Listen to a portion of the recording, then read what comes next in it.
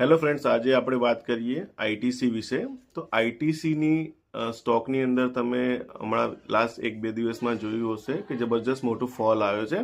તો એ શાને કારણે આવ્યો? તો સરકારે આઈટીસીની ઉપર excise duty plus NCCD national calamity contingent duty NCCD duty, મતલબ કે તે સરકાર ખાસ કરીને પાન મસાલા ગુટકા જેવા પ્રોડક્ટ પર લગાડતી હોય છે અને તેનો જે પૈસા આવે છે તે એ જે આપદા વિપત્તિઓ જે પડે છે, પૂર આવવું કે ધરતીકંપ થવું, એ બધાની અંદર એનો સરકારે જે એક્સાઇઝ ડ્યુટી લગાડેલી છે તે 1 ફેબ્રુઆરી 2026થી ઓલમોસ્ટ 40% જેટલી એક્સાઇઝ ડ્યુટી લાગી છે. તે ખૂબ જ વધારે છે અને ગણતરીપૂર્વક જોવા જઈએ તો દર 1000 સિગરેટની ઉપર 2000થી 2500 રૂપિયાનું જે ઓવરબર્ડન છે.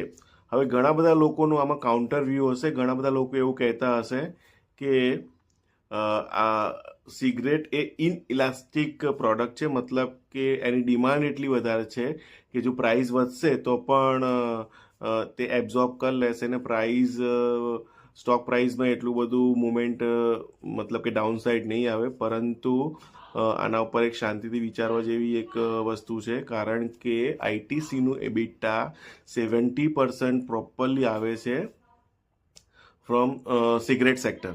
હવે જે એફએમસીજીની અંદર ફંડ હાઉસીસ જે પણ બુલિશ છે, સ્ટોક માર્કેટની અંદર જેટલા બી મ્યુચ્યુઅલ ફંડો બુલિશ છે, તો એ લોકો આ કન્ડિશનની અંદર પોતે પોતાના ક્લાયન્ટના મની કોઈ સેફ જગ્યાએ લઈ જાય, મતલબ કે આઈટીસીમાંથી શિફ્ટ કરીને બ્રિટાનિયા છે, મેરિકો છે, બીજા ઘણા બધા એમની જોડે એફએમસીજીના ઓપ્શન્સ અવેલેબલ છે. હવે જો આઈટીસી જો સિગરેટની અંદર હાઇક કરે છે તો ડુપ્લિકેટ સિગરેટનું સ્મગલિંગ નેપાલ ભૂતાનથી આવવાની શક્યતાઓ વધી જાય છે.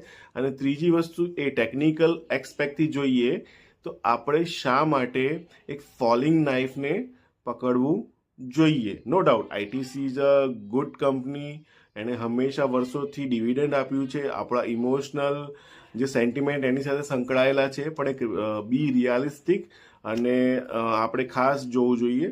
હવે હું તમને ટેકનિકલ ચાર્ટ બતાવીશ. જો તમને આટલું સાંભળ્યા પછી પણ જો આઈટીસીની અંદર લોંગ ટર્મ નિવેશ કરવાની ઈચ્છા હોય તો હું તમને 3 લેવલ આપું છું, તો એ લેવલને તમે ધ્યાનમાં રાખજો.